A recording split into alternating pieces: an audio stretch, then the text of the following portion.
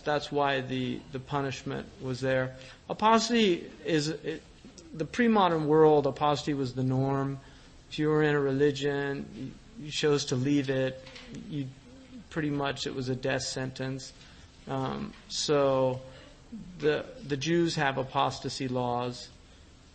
Christianity followed Judaism, so that would have been Jesus' position, but their apostasy laws came through the church. So they had apostasy laws. So it was, I don't think modern people now, those are ahkam sultaniyah. And it's important to remember, the Prophet ﷺ said in a sound hadith, لَا تَنْقَضِيَنَّ عُرَى الْإِسْلَامِ عُرْوَةً عُرْوَةً. The rungs of Islam, so to speak. Urwa is really what you hold on to, but those placeholders of Islam are going to go one by one.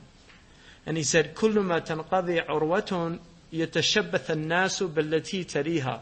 Every time one of those holding places goes, people will cling to the next one. And he said, أَوَّلُهَا, the first one, أَوَّلُهَا, انتقاضا is al-hukmu.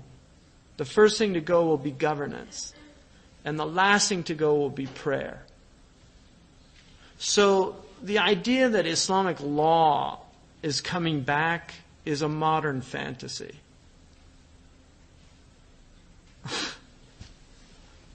This kind of idea that some of these Islamic movements have put out there, we need to reestablish Sharia. You're going to apply Sharia in the modern world. You create consumer societies, put false desires into people, and then you're going to, cut off their hands when they steal things. I don't think it's going to work.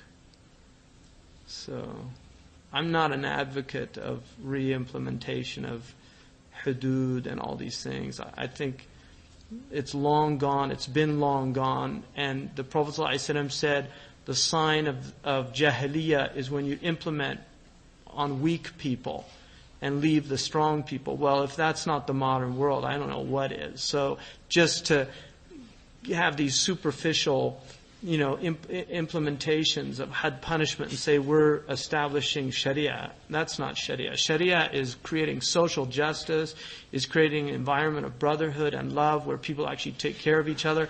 And then, in that situation where people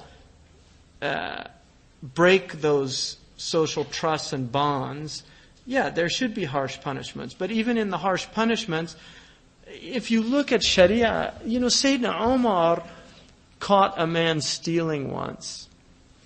And he said, and this is sound, he said, "Did you steal? Say no." And the man said no. And he said, "Get out of here." Wallahi. They've got this fantasy that these people were these bloodthirsty. They wanted to protect people, to hide them. In Maliki madhab, for adultery, if a woman becomes pregnant, you're supposed to ask her, the qadi is supposed to say, "Did you go to the hammam? Did you use a washcloth that somebody had used before?" Like inseminating herself. "Did you swim in a pool that a man had swum?" It's like trying to find excuses for people.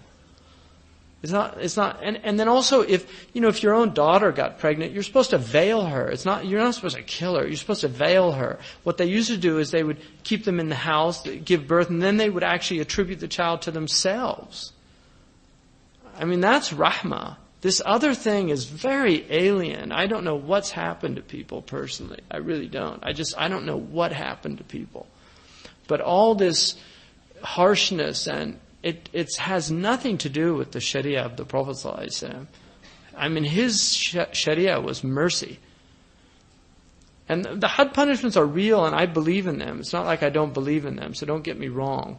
But I do believe that they have been grossly misinterpreted, and I also believe that implementation of them in the current social conditions would be a grave injustice. That's my personal opinion. You can take that or leave it. So